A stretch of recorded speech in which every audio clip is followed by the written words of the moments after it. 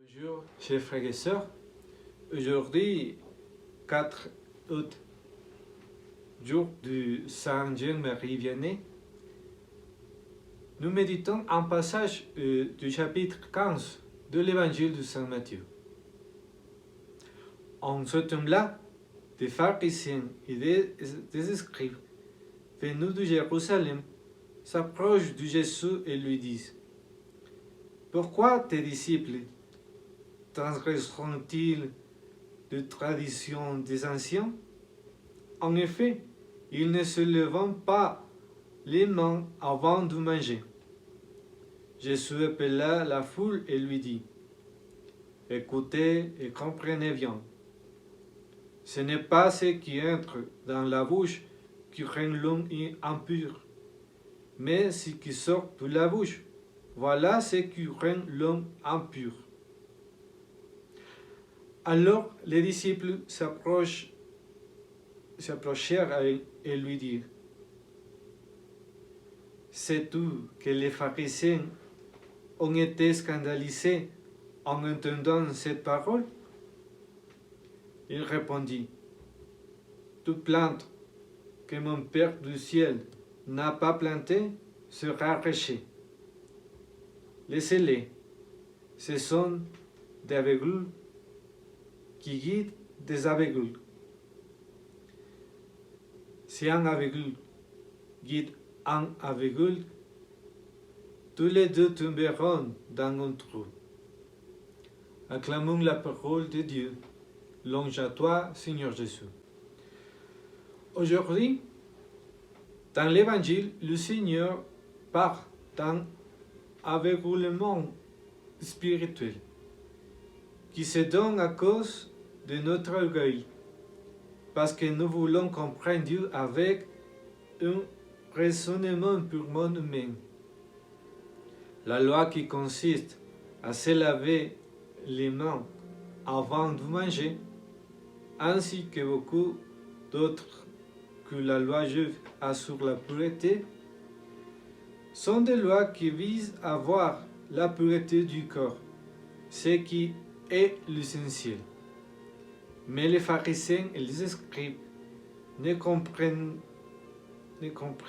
pas le vrai sens de ces lois. C'est pourquoi le Seigneur leur répond avec la réponse dont leur âme a besoin. Il ne reste pas dans des questions banales ou de simple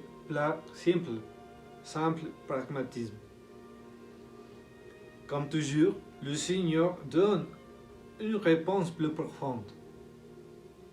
Et cela fait scandale, car cela ne correspond pas à la façon de penser des pharisiens, et ils préfèrent rester aveugles que de voir la lumière qui vient de les éclairer. Cela peut donc nous arriver.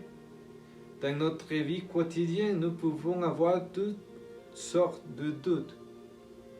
Et nous ne pouvons pas voir parce qu'il y a des choses dans la vie qui se passent d'une manière qui n'est pas la nôtre. Le Seigneur est toujours là pour nous répondre, même si nous ne le faisons pas avec une véritable humilité. Le Seigneur répond.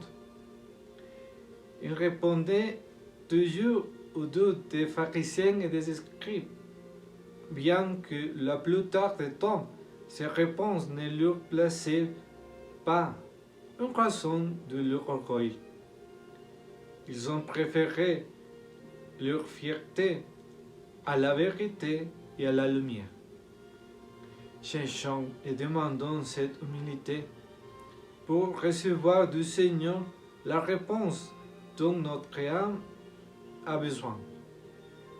Souvent, la réponse du Seigneur peut nous blesser, elle peut nous attrister, elle peut nous rendre heureux, mais elle nous donnera toujours la lumière pour s'ouvrir les chemins de la vérité et de l'amour. Que la Vierge Marie nous aide à chercher la lumière et à la souffrir. Et aussi pour que, à la suite du Christ, nous soyons aussi lumière pour les autres. Que Dieu vous bénisse. Au nom du Père, et du Fils et du Saint-Esprit. Amen.